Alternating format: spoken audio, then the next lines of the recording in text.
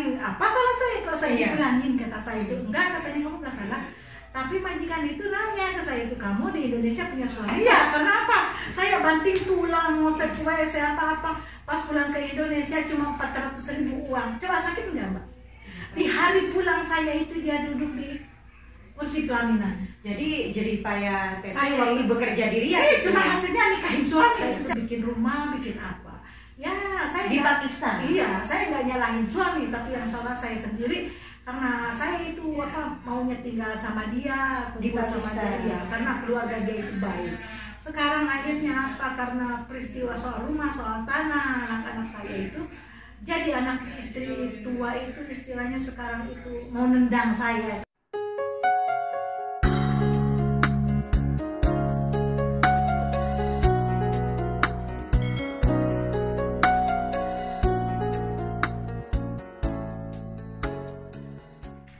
Assalamualaikum warahmatullahi wabarakatuh. Jumpa lagi bersama Fitri Adenafa. Apa kabar sahabat-sahabatku dimanapun kalian berada?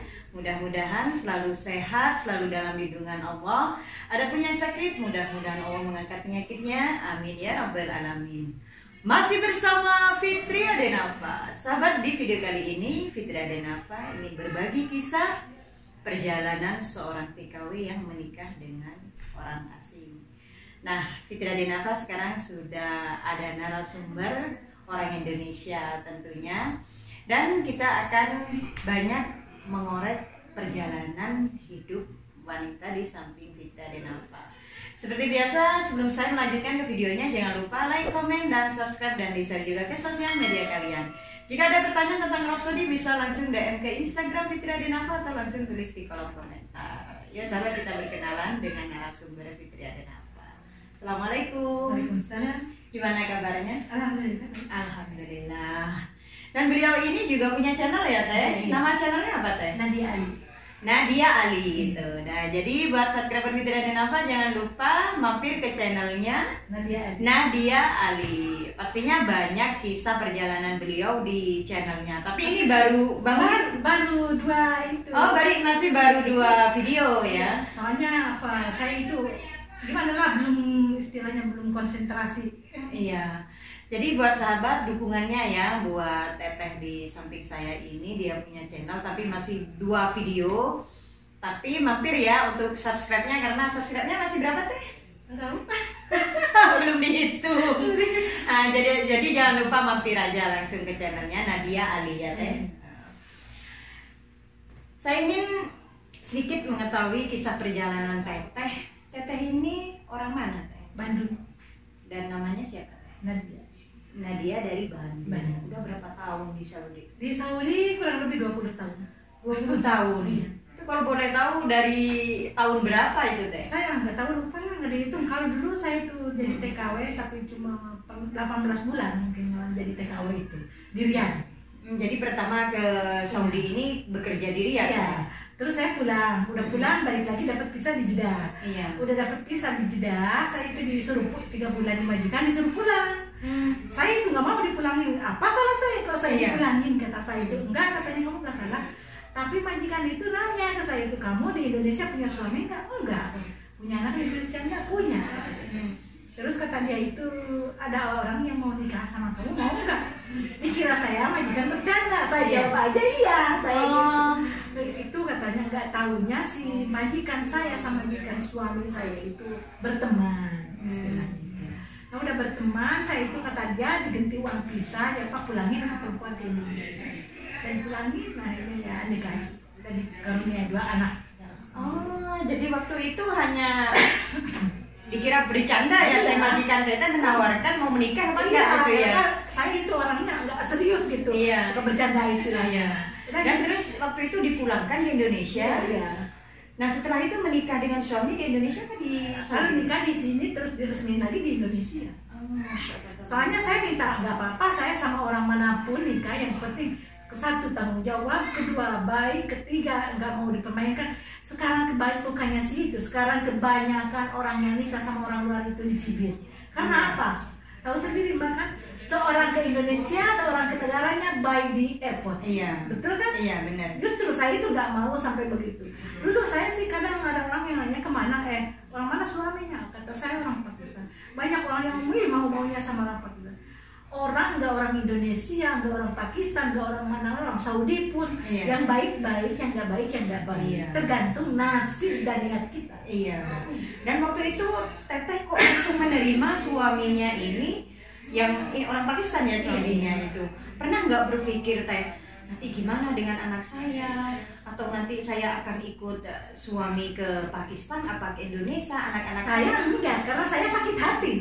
Saya dulu sebagai TKW, suami saya nikah lagi, sepeser pun saya enggak makan hasil jerih payah saya. Jadi pikiran saya nikah itu cuma balas dendam. Waktu itu pertamanya. Saya makanya menerima orang warga negara asing. Sekarang kamu bisa jauh dari istilahnya dapat tetangga kamu. Kamu bisa nikah sama orang gitu. Saya juga bisa nikah sama orang di naik kapal gitu. Saya. Cuma itu saya nggak niat sampai biarin kamu panjang mau apa terserah.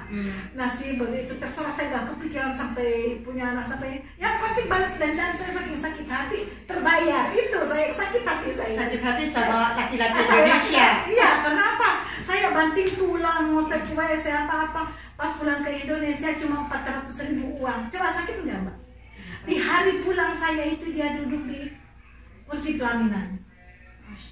Itu yang bikin sakit sampai sekarang pun nggak lupa. Trauma banget. Iya, saya punya umur anak saya mungkin 4 tahun.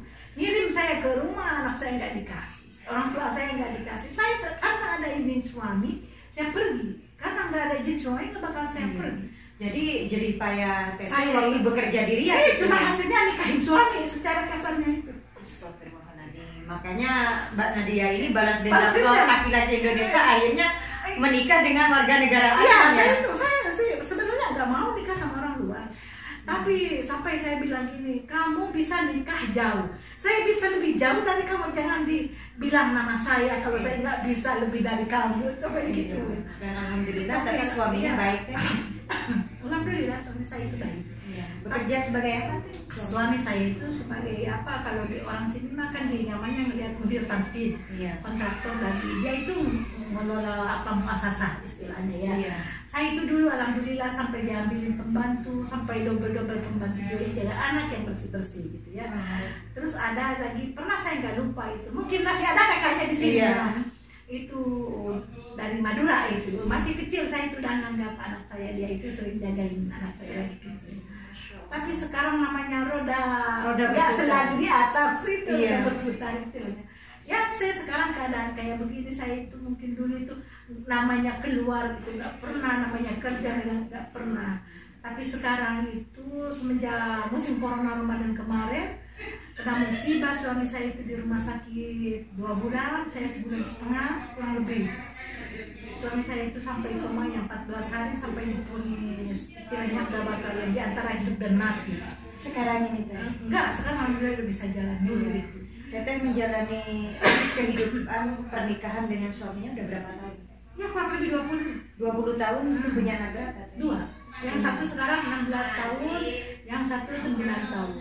Tapi saya alhamdulillah selama itu gimana dia itu baik, walaupun sekarang dia lagi sakit itu baik. Dia itu. Tapi saya gimana gitu ya, pikiran saya itu sekarang kayak harus sebagai ayah, merangkap seorang ayah, seorang ibu, harus berjuang saya sendiri demi anak-anak saya. Tapi alhamdulillah anak saya yang 16 tahun dia itu kerja istilahnya, yang membantu. Dulu sih saya nggak pernah kerja, sekarang mungkin saya kerja di luaran itu baru 3 bulan. Iya, karena bagaimanapun suami sakit ya. Iya, saya terpaksa kan. Karena apa? Karena kalau saya nggak kerja, saya nggak mau menendahkan tangan dari orang lain, nggak mau saya. Lebih baik saya itu masih punya tenaga, punya tangan, punya mas, lebih baik saya kerja. Gitu. Tapi walaupun anak saya ada. Dan waktu suaminya masih bekerja ini kan Teh harusnya ada simpanan gitu ya, karena saya menjaga bikin rumah. Iya. Tapi kan saya niatnya itu bukan nikah karena uang, bukan apa. Saya itu bikin rumah di Pakistan itu. Beli tanah, anak saya itu kebagian 1 orang 200.000 real, 1 orangnya itu. Berarti 2 orang itu 400. Saya itu bikin rumah, bikin apa? Ya saya di Pakistan. Iya, saya nggak nyalahin suami, tapi yang salah saya sendiri. Karena saya itu maunya tinggal sama dia, kumpul sama dia, karena keluarga dia itu baik. sekarang akhirnya apa, karena peristiwa soal rumah, soal tanah, anak-anak saya itu, jadi anak istri tua itu istilahnya sekarang itu mau nendang saya kalau secara kasar. Iya, jadi sebelum menikah dengan Teteh, suaminya ini punya istri, Pakistan. tapi istrinya itu juga ngasih, saya kenapa mau nikah sama dia, karena si istrinya itu kan bilangnya kamu datang ke sini. Iya, ada surat ini kan, saya mintanya gini, nggak apa-apa kamu nikah sama saya, izin istri tua. Iya. Saya nggak mau nikah, soalnya saya nggak mau nikah cuma nikah mutlak. Iya, saya mau resmi. Kamu nikah sama saya resmi, oke. Nggak mau, udah pergi, saya nggak mau. Iya. Terus udah begitu dia itu nikah sama saya itu alhamdulillah resmi. Saya itu kafirnya ke suami. Tapi sekarang istilahnya gimana ya? Saya itu harus menghidupi anak-anak, saya dulu nggak pernah itu, harus mandiri. Saya itu sekarang saya kerja istilahnya dari rumah ke rumah, dari rumah ke rumah. Sekarang sekarang saya nggak bisa kerja jadi pembantu. Sekarang kerja di pembantu? Enggak. Sekarang itu saya itu dulu di salon pernah massage, pijit kan orang kita. Iya. Nah udah gitu karena istilahnya gajinya nggak sesuai, mana ninggalin anak, saya itu dibiarin. Saya sekarang dari rumah ke rumah, si madam yang manggil, saya pergi gitu ya. Jadi mijit gitu ya? Jadi alhamdulillah, misalnya si madam ngasih 150, terus lain ongkos taksi. Iya. Jadi kalau lagi untung ya besoknya dapat, besoknya 2 hari itu kadang dapat 400 kalau lagi ada, kalau lagi nggak ada, lagi nganggur ya. Iya. Tapi di samping itu juga ada kerjaan saya itu di kantor. Tapi seminggu 3 kali berangkat, minggu nggak. Jadi gimana kalau datang bareng aja saya di ekspor impor. Masya Allah, tabarakallah. Jadi memang namanya kehidupan itu roda berputar ya Teh ya. Saat Teteh ini berawal menikah itu suaminya memang lagi di atas pekerjaannya, memang Masya Allah, tabarakallah. Tapi sekarang bagaimanapun Teteh suami sakit, Teteh yang harus menjadi tulang punggung, menjadi seorang ayah, menjadi seorang ibu. Nah ini kalau suaminya sudah jalan atau masih terbaring sakit? Enggak, kan kata dokter saya itu bilangnya, katanya ini kalau 14 hari dari koma nggak bangun, kemungkinan disuntik mati, tahu apa kata rumah sakit kan meninggal. Nah udah gitu saya itu cuma berharap mujizat Allah. Saya itu cuma percaya Allah itu ada, Allah itu orang memohon minta doa sama, suatu saat Allah mendengar. Saya nggak putus asa, saya berdoa. Udah di dalam 12 hari dia itu istilahnya terbuka matanya, itu sadar sudah ada kemajuan gitu ya. Tapi gimana ya, namanya ada pembuluh darah pecah di kepala, itu yang bikin gangguannya sekarang. Jadi di rumah apa di rumah sakit ya? Itu sekarang enggak, di rumah saya merawat. Terus itu kan waktu pertama datang ke rumah dia itu nggak bisa apa-apa, nggak bolak-balik pun nggak bisa, itu pakai kepada istilahnya ya. Iya. Tapi saya itulah istilahnya, ada yang bilang katanya coba kamu dipijit istilahnya itu. Sehari itu 3 kali subuh, duhur, malam sama saya itu. Nah udah seminggu dia itu bisa kembali, kata saya itu ya Allah, alhamdulillah mujizatmu itu ada. Kata saya udah seminggu kembali, 2 minggu udah bisa ngerangkap, sebulan dia itu udah jalan, tapi pikirannya itu nggak inget ke saya, nggak inget ke anak-anak gitu. Ya karena memang otak yang diserang ya Teh. Iya. Jadi manggil ke saya itu ibu, manggil ke anak-anak itu kadang-kadang adik-adik saya. Tapi yang bikin saya sakit hati, terus terang saya sakit hati itu, bikin saya sedih, bikin saya sakit hati karena apa? Anak-anak saya itu yang dari istri tua, karena istilahnya kata orang Indonesia itu warisan itu bisa membunuh saudara sama saudara, bisa dikatakan begitu. Sekarang dia itu kan waktu pas bapaknya sakit, dia itu marah gugat cerai, bapaknya mau dipulangin ke sana, saya mau dipulangin ke Indonesia. Tapi bapaknya itu bertahan, walaupun keadaan nggak normal istilahnya, dia bilang saya itu nikah sama dia dunia akhirat. Tetap aja begitu, sampai saya dibikinan surat cerai, disuruh nanda tangan sama anaknya itu, sampai nangis si suami itu. Kata saya itu, saya nanda tangan nggak apa-apa, yang penting bapak kamu nanda tangan, saya nanda tangan nggak apa-apa, kata saya. Tapi sekali tadi di Gama 55.000 uang dari mana? Keadaan saya penutuan. Jadi suami saya itu bukan orang nggak punya di sana. Masa di sini kayak fakir, kayak orang nggak punya. Saya itu lebih baik walaupun dalam hati saya sakit. Karena apa? Sakit anak saya itu perlu kasih sayang orang tua, seorang sosok ayah. Jadi saya aja Teh ini mendengar kisahnya Teteh ini merinding loh. Saya itu harus penuh kesabaran. Suami berangkat misalkan saya sekarang kan kalau kerja di kantor itu ngasih tahu dulu, nggak saya itu misalnya dari asalnya itu bilang, karena tahu saya punya yang sakit gitu. Dia bilang kamu besok kerja. Jadi saya semalam itu masak, bikin sarapan, subuh-subuh bangun, nyediain dia buat jadi menyiapkan makanan dulu buat dia. anak-anak. Enggak, anak-anak juga yang si kecil itu dibawa ke tempat kakaknya kerja. Jadi dia itu mau nggak mau, dia itu harus ditinggal. Nah di situ pikiran saya yang sakit. Kalau giliran saya kerja, si suami sendirian di rumah, kata saya berpikir bolak-balik dengan saya, dia itu bukannya saya enggak ikhlas, bukannya saya tega karena dianya yang di Pakistan gak mau kedatangan saya, kedatangan anak-anak karena soal rumah dan tanah warisan.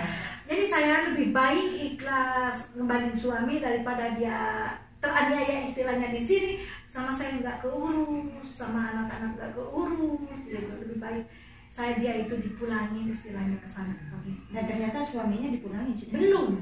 Masih proses perceraian, belum turun dari mahkamah. Jadi sekarang ini Teteh sudah pasrah ya Teh? Ya, saya mah udah pasrah sama Allah. Nasib saya, guratan saya itu, saya nggak sepenuhnya nyalahin suami. Yang salah itu apa istilahnya anak-anaknya, keluarganya. Seandainya keluarganya mau menerima saya datang, saya nggak bakal bilang nggak mau. Karena kewajiban saya, masa di saat dia sehat, di saat sukses, di saat saya berada. Sekarang dia butuh sosok seorang istri, jauh dari istri. Sekarang orang luar itu perhatian terhadap suami tak seperti orang-orang Iya. Terus terang saya itu, karena saya tahu, karena saya sering bolak-balik. Terus saya nanya sama anak-anak, kamu pilih ke Indonesia apa ke itu? Dia bilang saya nggak mau pulang ke Pakistan, saya mau ke Indonesia. Tapi kalau yang kecil saya nggak mau ke Indonesia, nggak mau ke Pakistan, saya mau duduk di Saudi karena saya kelahiran di sini. Yang kecil, yang kecil ya. Tapi saya sekarang dalam keadaan begini nggak bisa mikir ini itu yang penting gimana gitu. Dia lihat dulu suami pulang, udah proses suami pulang, mungkin saya itu udah bisa nakil kufala apa gimana nanti aja nasib itu Allah yang tahu. Sekarang bagaimanapun pasrah aja dan bersabar, dan yang penting Teteh bisa merawat suami sebelum dia pulang ya. Nah, walaupun saya ditinggal begitu ya, bukan karena apa, kadang saya juga namanya manusia lah istilahnya. Saya juga kadang jenuh di rumah melihat dia begitu, kasihan kadang kasihan karena hati saya itu mau pergi itu sakit ninggalin dia itu. Sedangkan jangankan mau makan, mau ke kamar mandi juga selalu nanya. Itu yang sakit. Saya kalau pergi makanan, air, apa-apa itu didekatkan. Tapi kalau saya datang kadang-kadang masih utuh.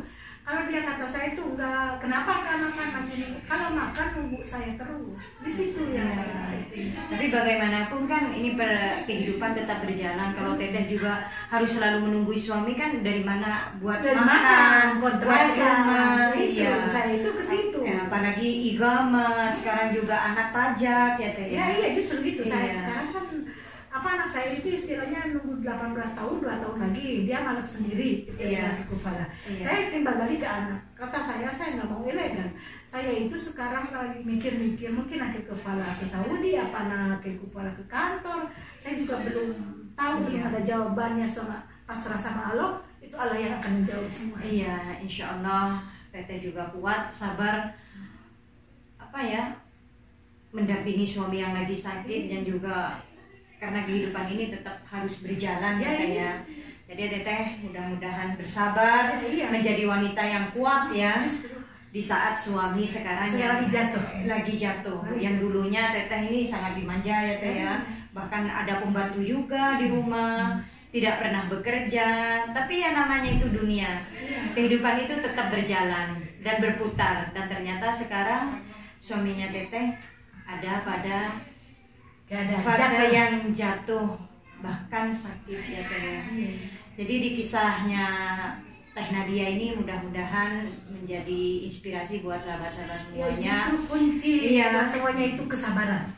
Pokok utama yang sabar. Kalau kita sekurang-kurangnya sabar itu gimana gitu. Saya memang sering terus terang namanya ya perempuan gitu ya. Banyak yang bilang udah kamu nikah sama saya. Kata saya itu gak bakalan nikah sama siapapun. Suami saya masih hidup, masih istilahnya gitu ya, ada di samping saya. Kata saya begitu. Saya itu nggak kepikiran sampai ke situ. Saya kepengen ngurus. Kalau bisa itu pakai ngurus suami itu sampai istilahnya sampai menutup usia. Iya gitu. Tapi gimana lagi orang keluarganya nggak nerima saya ke sana, ya apa boleh buat. Jadi saya juga pulang ke Indonesia sebenarnya itu kurang buat pulang ke Indonesia. Jadi saya itu pengen ngelihat anak yang kecil nggak mau pulang. Saya juga mau pulang ke Indonesia itu buat apa gitu. Saya kalau anaknya yang besar itu di sini. Kalau anaknya yang besar itu teh nanti setelah Nagir Kavana itu mau ke Indonesia atau apa di sini? Anak saya semuanya pulang ke Indonesia. Indonesia ya, ikut teteh ya. Iya. Soalnya dia itu bilangnya apa? Saya mah nggak bakalan berat sama rumah, nggak bakalan berat sama tanah. Pokoknya gini aja dari saya, siapapun yang mengurus ayah saya sampai meninggal saya hibahkan semuanya. Insya Allah akan ngasih rezeki saya lebih dari. Iya. Cuma itu anak saya sekarang. Jadi memang sekarang proses pemulangan suami ya. Ya itu sering sama saya itu sering gini, mama pulang ke Indonesia. Bahkan saya udah pernah konsultasi ke Saparo Indonesia, saya mau pulang, saya mau huruf kata saya. Tapi kata Saparo, seandainya huruf sekarang karena apa yang jadi kendala saya itu agama intihar karena nggak bayar pajak. Belum bayar pajak ya? Iya uang dari mana saya sekali tadi di agama itu 50.000 itu semua apa? Semua 4 orang. Karena apa? Yang ke satu resum, sebenarnya berapa pajak itu satu anak berapa? Terus belum tamin, belum maktab aman. Mending kalau muasasanya hijau bisa anak ke kepala, kalau muasasanya merah uang muasasa, karena dia itu ngelola muasasa, enggak kapilnya yang ngelola, suami saya yang ngelola. Keadaan sekarang kan jangankan buat istilahnya uang 55.000. Jangankan suami saya yang sakit, orang-orang yang sehat juga karena corona, orang Saudi itu sendiri banyak yang mengeluh. Saya kerja di maktab, semua orang maktab itu semuanya mengeluh, turun drastis penghasilan dulu sama sekarang sangat jauh. Masya Allah. Jadi kehidupannya Teteh ini bisa jadi apa ya, sedikit pertimbangan buat sahabat-sahabat semuanya kalau ingin menikah dengan orang negara asing ya Teh ya. Berpikir dulu yang jauh, bagaimanapun ini anak yang akan menjadi korban ya Teh ya.